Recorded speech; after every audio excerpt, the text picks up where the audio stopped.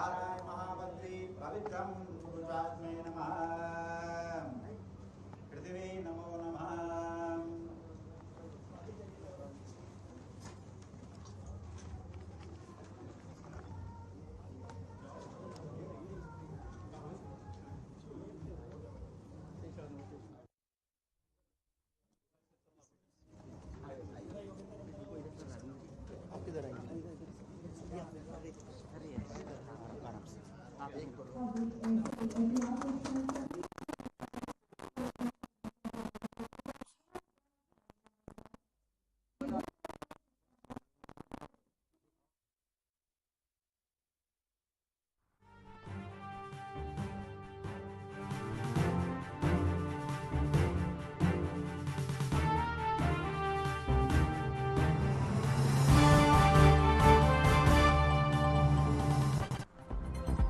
Shanghai सहयोग संगठन के संयुक्त घोषणा पत्र हस्ताक्षर पर किया इसे इनकार। भारत संयुक्त दस्तावेज की भाषा से संतुष्ट नहीं। पहलगाम में हुए आतंकी हमले का कोई जिक्र नहीं था। गाजियाबाद दौरे पर CM Yogi Adityanath. Central electronics limited की 51 साल हुए पूरे, स्वर्ण जयंती समारोह आयोजित। अफसरों संग सीएम योगी की समीक्षा बैठक। स्टार क्रिकेटर रिंकू सिंह को योगी सरकार ने दिया बड़ा सम्मान। बेसिक एजुकेशन ऑफिसर के पद पर किया नियुक्त। युवाओं को सम्मानित करने की दिशा में एक महत्वपूर्ण कदम। भारतीय अंतरिक्ष यात्री ग्रुप कैप्टन शुभांशु ने अंतरिक्ष में अपनी यात्रा के बारे में दी जानकारी। कहा, अंतरिक्ष से नमस्कार, मैं अपने साथी अंतरिक्ष यात्रियों के साथ यहां आकर रोमांचित हूं। रुद्रप्रयाग में घोलतीर के पास चारधाम यात्रियों से भरी बस खाई में गिरी। एसडीआरएफ पर स्थानीय लोगों ने रेस्क्यू कर घायलों को अस्पताल भेजा। वाहन में 20 यात्री थे सवार।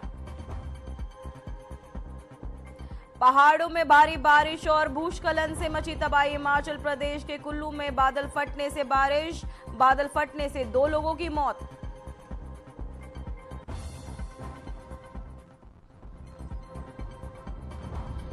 पहाड़ों में भारी बारिश से भूस्खलन ने मची तबाही। हिमाचल प्रदेश में कुल्लू में बादल फटने से 2 लोगों की मौत।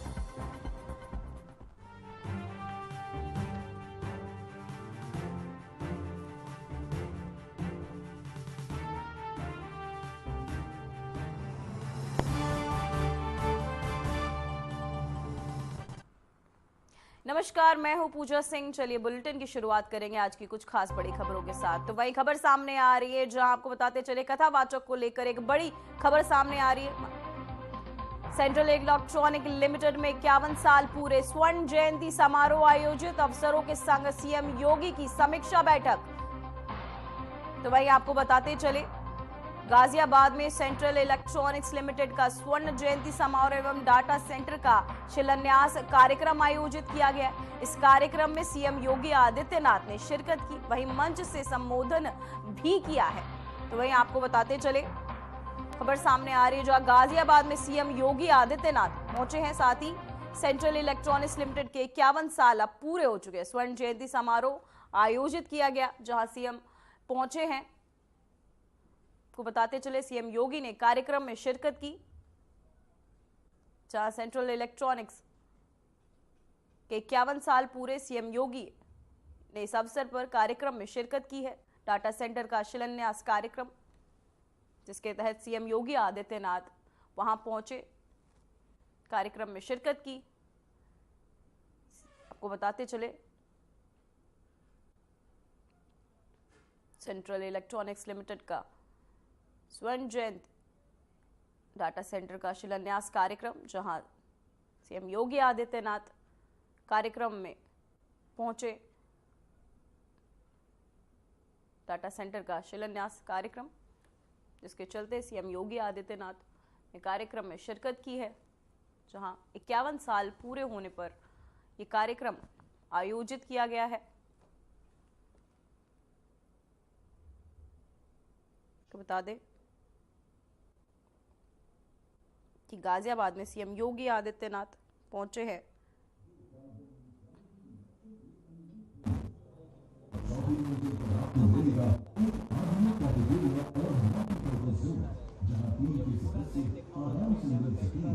चर्चा कर सकेंगे और पुनः ऊर्जा प्राप्त कर सकेंगे।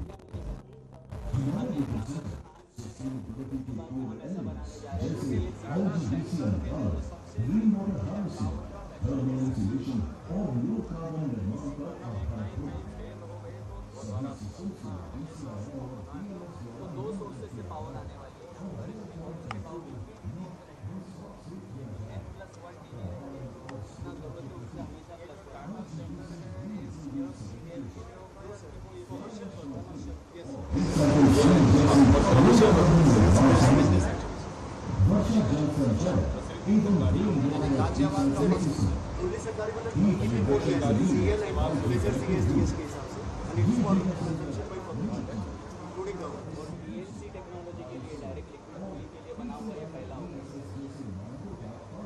दिल्ली एनसीआर में सेट नहीं है अभी इसमें कहा है गवर्नमेंट सेक्टर में इंडिया में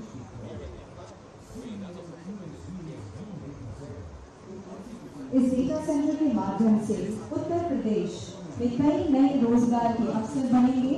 आधुनिक आईटी इंफ्रास्ट्रक्चर विकसित होगा और देश के डिजिटल ग्रोथ को एक नई दिशा मिलेगी। बहुत बहुत धन्यवाद सभी माननीय अतिथियों का और गणमान्य माननीय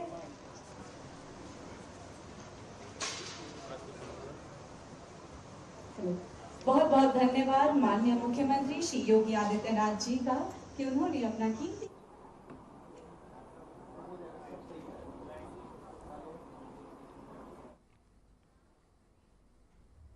तो वहीं मुख्यमंत्री योगी आदित्यनाथ ने भारत के लोकतांत्रिक इतिहास से सबसे कठिन दौर आपातकाल को याद करते हुए मुख्यमंत्री नरेंद्र मोदी को की नई पुस्तक the emergency diaries year that forget a leader पर प्रतिक्रिया दी है। उन्होंने ट्वीट कर पुस्तक की सराहना की और प्रधानमंत्री मोदी को शत शत अभिनंदन भी दिया। अपने ट्वीट में योगी आदित्यनाथ ने लिखा, भारतीय लोकतंत्र के सबसे कठिन दौर आपातकाल में अदस्य साहस और राष्ट्रनिष्ठ नेतृत्व के प्रेरक गाथा और ये डायरी न केवल एक दस्तावेज है बल्कि ये जन सेवा को समर्पित जीवन की तपस्या का प्रमाण है। केंद्रीय गृह मंत्री अमित शाह ने भी प्रधानमंत्री नरेंद्र मोदी की द इमरजेंसी डायरीज को एक ऐतिहासिक दस्तावेज बताया है।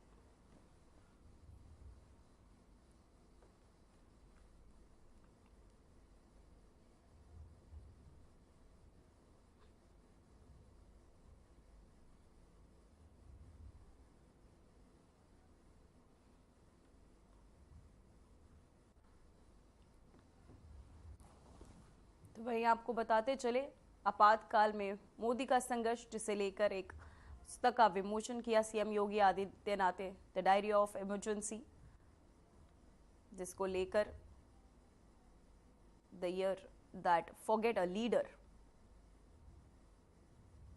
आपको बताते चले इमरजेंसी डायरी को एक सम्मान भी मिला आपातकाल में मोदी का संघर्ष को लेकर। ये पुस्तक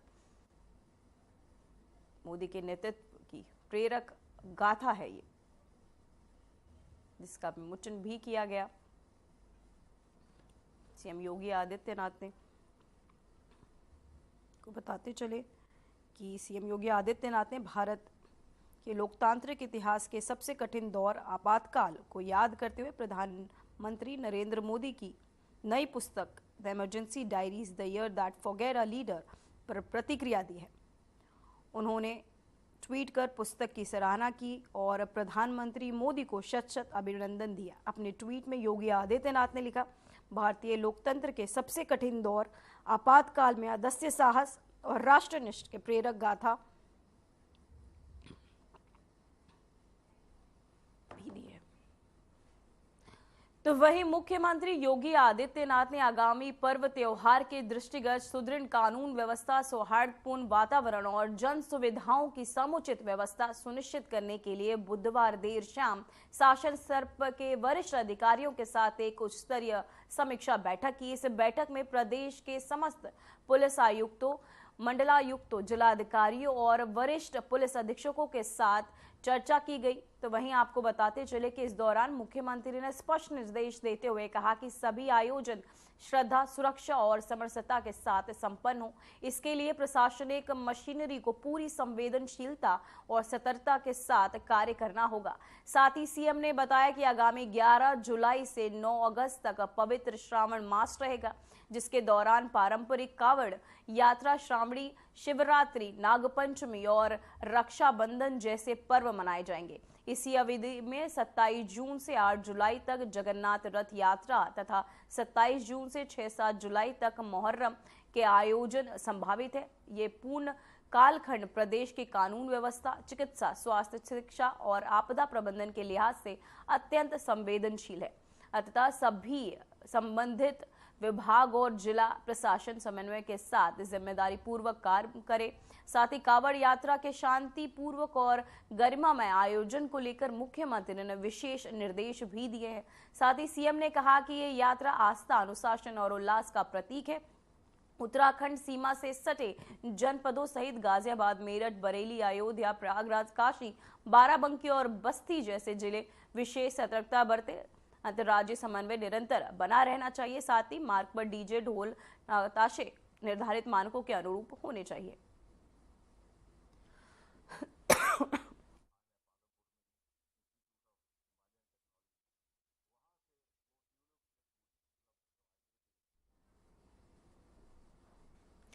तो वहीं उत्तर प्रदेश के स्टार क्रिकेटर रिंकू सिंह को योगी आदित्यनाथ सरकार ने बड़ा सम्मान देते हुए बेसिक एजुकेशन ऑफिसर के पद पर नियुक्त किया है। ये नियुक्ति राज्य सरकार की ओर से खेल और शिक्षा क्षेत्र के उत्कृष्ट प्रदर्शन करने वाले युवाओं को सम्मानित करने की दिशा में एक महत्वपूर्ण कदम माना जा रहा है।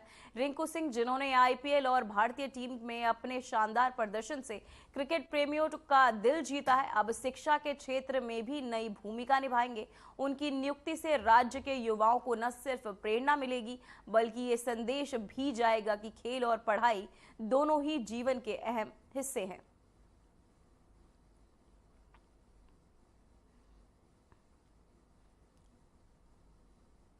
तो भाई आपको बता दें, रिंकू सिंह को मिला योगी सरकार से सम्मान।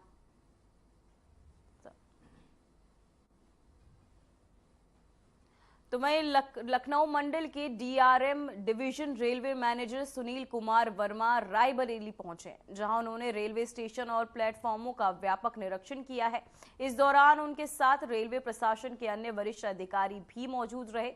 निरीक्षण के दौरान डीआरएम के बछरावा रेलवे स्टेशन का भी दौरा किया और वहां की साफ सफाई, यात्री सुविधाएं, सुरक्षा व्यवस्था और आधारभूत ढांचे की स्थिति का जायजा भी लिया गया। उन्होंने स्टेशन पर मौजूद अधिकारियों को कई महत्वपूर्ण दिशा निर्देश दिए और सुधार की संभावनाओं पर चर्चा की।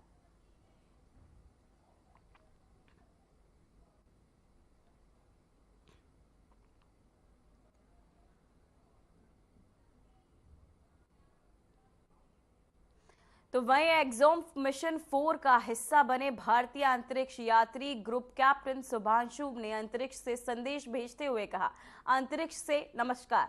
मैं अपने साथी अंतरिक्ष यात्रियों के साथ यहां आकर रोमांचित हूं। उन्होंने अपने साथ ले जाए गए एक खिलौना हंस का जिक्र करते हुए कहा कि भारतीय संस्कृति में हंस को ज्ञान और विवेक का प्रतीक माना जाता है। इस प्रतीक के जरिए वे भारत की संस्कृति और विरासत को अंतरिक्ष में भी प्रतिनिधित्व दे रहे हैं।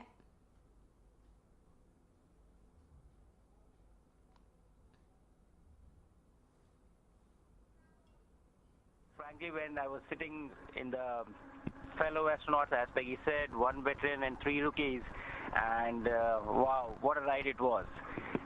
Frankly, when I was sitting in the capsule in Grace yesterday on the launch pad, my only thought in my mind was that let's just go. After 30 days of quarantine, it was a feeling that I just wanted to go. You know, the excitement and all was, you know, probably far away. It was just the feeling that let's just leave here.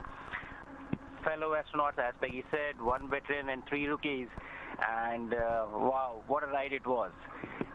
Frankly, when I was sitting in the capsule in Grace yesterday on the launch pad, my only thought in my mind was that let's just go. After 30 days of quarantine, it was a feeling that I just wanted to go. You know, the excitement and all was, you know, probably far away. It was just the feeling that let's just leave here.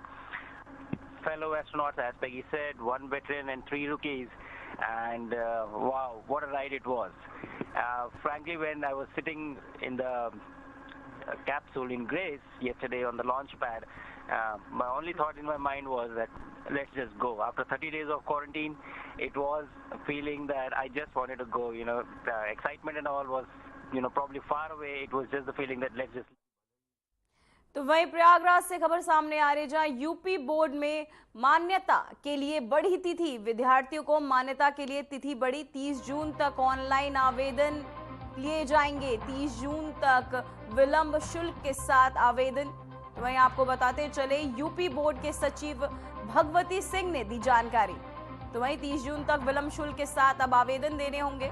UP board के सचिव भगवती सिंह ने ये जानकारी देते हुए बताया, विद्यालयों में मान्यता के लिए तिथि अब बढ़ा दी गई है। 30 जून तक ऑनलाइन आवेदन लिए जाएंगे।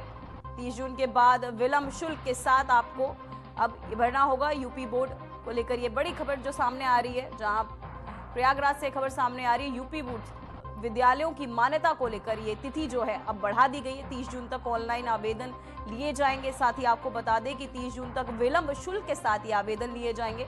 यूपी बोर्ड सचिव ने ये जानकारी देते हुए बताया कि यूपी बोर्ड से मान्यता के लिए अब जो तिथि है ये बढ़ा दी गई है। विद्यालयों की मान्यता के लिए ये तिथि बढ़ी है। 30 जून तक ऑनलाइन आवेदन लिए जाएंगे। इसके बाद 30 जून के बाद जो विलंब शुल्क के साथ आपके आवेदन स्वीकार किए जाएंगे।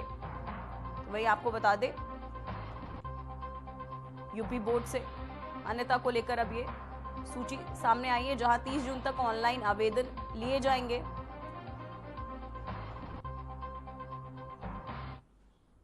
तो वहीं रायबरेली से खबर सामने आ रही है, जहां बाढ़ को लेकर जिला प्रशासन अलर्ट। गंगा घाट पर किया गया मॉक ड्रिल। आपदा प्रबंधन सहित दर्जनों विभाग रहे मौजूद।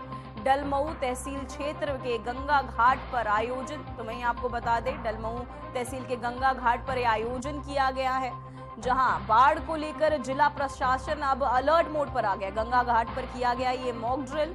साथ ही आपको बता दें कि गंगा घाट पर मॉक ड्रिल भी इसे लेकर किया गया। डलमऊ स्थित क्षेत्र में गंगा घाट पर यह आयोजन जो है हुआ है। बाढ़ को लेकर यह प्रशासन अब अलर्ट मोड पर आ गया है। जिला प्रशासन अब अलर्ट होता हुआ और गंगा घाट पर साथ ही बता दें मॉक ड्रिल भी किया गया। आपदा प्रबंधन सहित दर्जनों विभाग इस मॉक ड्रिल में मौजूद रहे, जहां आपको बता दें बाढ़ को लेकर जिला प्रशासन अब अलर्ट होता हुआ नजर आ रहा है, जिसे लेकर अब मॉक ड्रिल भी किया गया है। गंगा घाट पर किया गया है ये मॉक ड्रिल। आपको बता दें आपदा प्रबंधन सहित दर्जनों विभाग इस मॉक ड्रिल में मौजूद है। डलमऊ तहसील क्षेत्र के गंगा घाट पर इसका आयोजन किया गया, जहां तो वहीं लखनऊ से खबर सामने आ रही है, जहां केजीएमयू में शिक्षक भर्ती की जांच शुरू। समिति ने भर्ती से संबंधित दस्तावेज खंगाले। अतिरिक्त पदों पर सामान्य वर्ग के लोगों की भर्ती 12 जुलाई 2022 को भर्ती का विज्ञापन हुआ था जारी। 112 पदों पर भर्ती के लिए मांगे गए थे आवेदन। भर्ती के रोस्टर के उल्लंघन होने का है आरोप। तो वहीं आपको बताते चले, किंग जॉर्ज मेडिकल यूनिवर्सिटी में 2022 में की गई शिक्षक भर्ती को लेकर उठे विवाद के बाद जांच प्रक्रिया शुरू हो गई। एक उच्च स्तरीय समिति ने भर्ती से संबंधित सभी दस्तावेजों की गहन छानबीन शुरू कर दी है। जानकारी के मुताबिक जांच समिति ने उन आरोपों पर ध्यान केंद्रित किया है जिसमें कहा गया है कि आरक्षित वर्गों के लिए निर्धारित पदों पर सामान्य वर्ग के अभ्यर्थियों की भर्ती की गई है। ये कथित रूप से रोस्टर प्रणाली के स्पष्ट उल्लंघन का मामला है। बता दें कि 12 जुलाई 2022 को इस भर्ती का विज्ञापन जारी किया गया था।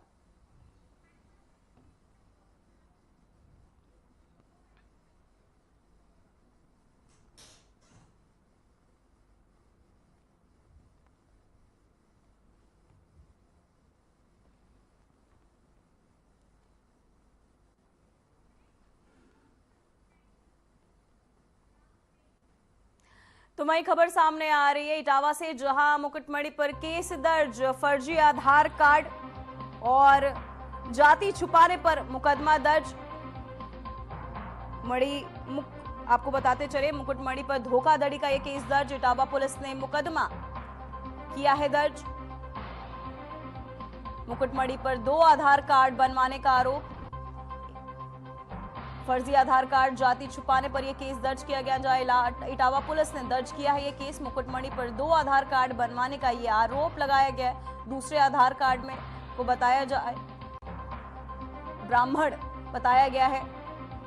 फर्जी आधार कार्ड, जाति छुपाने पर यह केस जो है दर्ज किया गया है। इटावा पुलिस ने यह केस दर्ज किया है। मुकुटमणि पर 2 आधार कार्ड बनवाने का ये केस दर्ज हुआ है, जहां आपको बता दें कि एक में उनका नाम मुकुटमणि अग्निहोत्री दर्ज किया गया, दूसरे कार्ड में ब्राह्मण, जिसे लेकर ये केस दर्ज किया गया है। आपको बता दें इटावा से खबर सामने आई, जहां कथावाचक मुकुटमणि पर यह केस दर्ज किया गया। फर्जी आधार कार्ड और जाति छुपाने पर को लेकर यह मुकदमा दर्ज हुआ है। मुकुटमणि पर धोखाधड़ी का ये केस जो है, धोखाधड़ी को लेकर उन पर ये केस दर्ज किया गया है, जहां आपको बता दें कि 2 आधार कार्ड रखने को लेकर ये केस दर्ज किया गया है। तो वहीं लखनऊ में पहली मुहर्रम के जुलूस को लेकर तैयारियां तेज हो गई हैं। रूमी गेट क्षेत्र के सजावटी पिलर और सेल्फी पॉइंट सुरक्षा कारणों से अस्थायी रूप से हटा दिए गए। यातायात व्यवस्था को सुचारू रखने के लिए कई मार्गों का डायवर्जन लागू किया गया है। सुरक्षा व्यवस्था को मजबूत करते हुए पूरे जुलूस मार्ग पर पुलिस बल और की निगरानी प्रणाली तैनात की गई है। प्रशासन ने जनता से शांति बनाए रखने और सहयोग करने की अपील भी की है।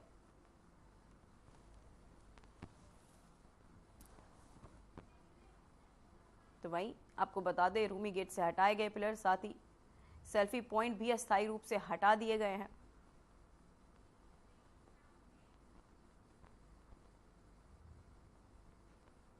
तो वह लखनऊ से खबर सामने आ रही है, जहां मौसम विभाग ने जारी किया पूर्वानुमान।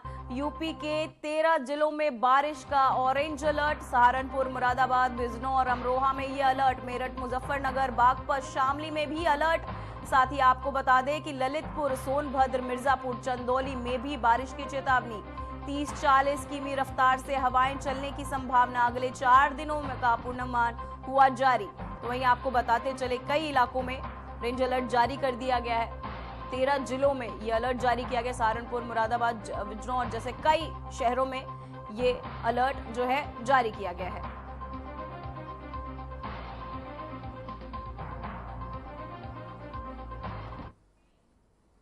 तो वहीं आपको बताते चले, सीएम योगी गाजियाबाद पहुंच चुके हैं। जहां पहुंचो, क्या कुछ कह रहे हैं, चलिए आपको सुनाते हैं। मंत्री जी को सौंपा है।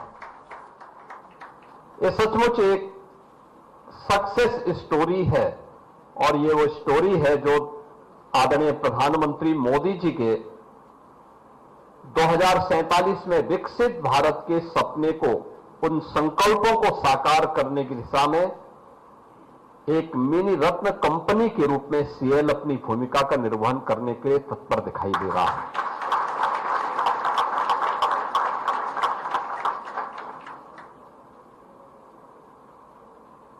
हमने देश की आजादी के आयोजन को तो नहीं देखा, लेकिन बहुत सारे लोग ऐसे भी होंगे जिनको देश की आजादी का स्वर्ण जयंती वर्ष भी नहीं पता होगा। उम्र छोटी रही होगी,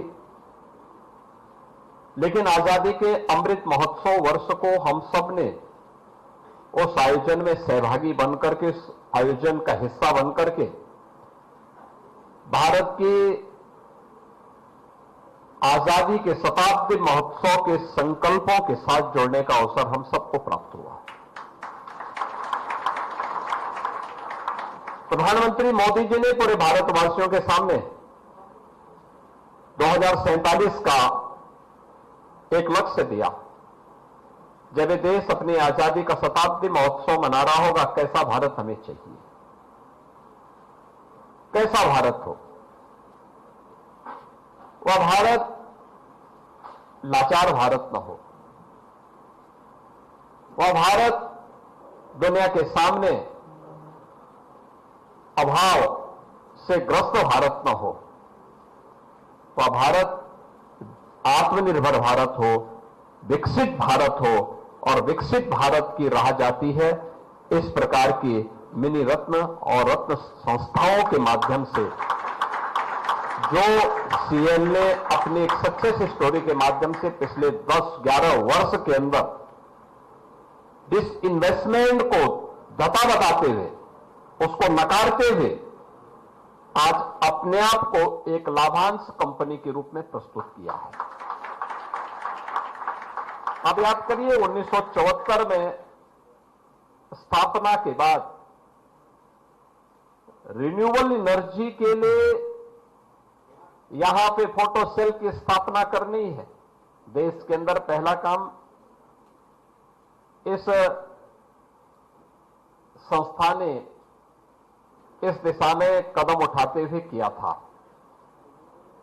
और आज देश का पहला ऐसा डाटा सेंटर यहां पे स्थापित हो रहा है, जिसके पास अभी तक भारत में जिसके पास इस प्रकार की कोई टेक्नोलॉजी नहीं और जिस प्रकार के एक बड़े लक्ष्य को ध्यान में रख करके आज हम आगे बढ़ रहे हैं, मेरा मानना है कि यह एक शानदार यात्रा को प्रदर्शित करता है और नए भारत की उस यात्रा को प्रदर्शित करता है जिसने प्रधानमंत्री मोदी जी के विजन को प्रभावी ढंग से अपने जीवन का हिस्सा माना है और उन संकल्पों के साथ जोड़ करके हमें विकसित भारत के सपने को साकार करना है। यह आज सीएल के जज्बे में स्पष्ट दिखाई दे रहा है। मैं इसके लिए आज के समारोह में उपस्थित केंद्रीय विज्ञान और प्रौद्योगिकी मंत्री माननीय डॉक्टर जितेंद्र सिंह जी का, विभाग के सभी अधिकारियों का इसके लिए हृदय से मैं अभिनंदन करता हूं, उनका स्वागत भी करता हूं। बहनों और भाइयों, सीएल अनेक क्षेत्रों में देश के अंदर कार्य कर रहा है।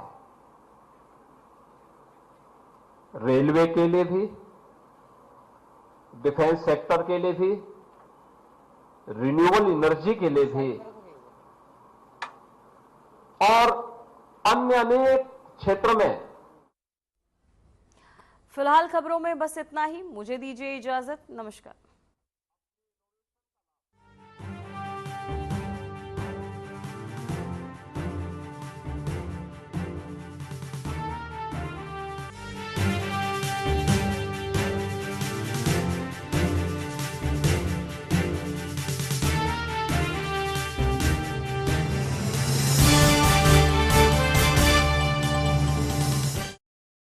दुनिया का डिजिटल पावर हाउस बनाने का यशस्वी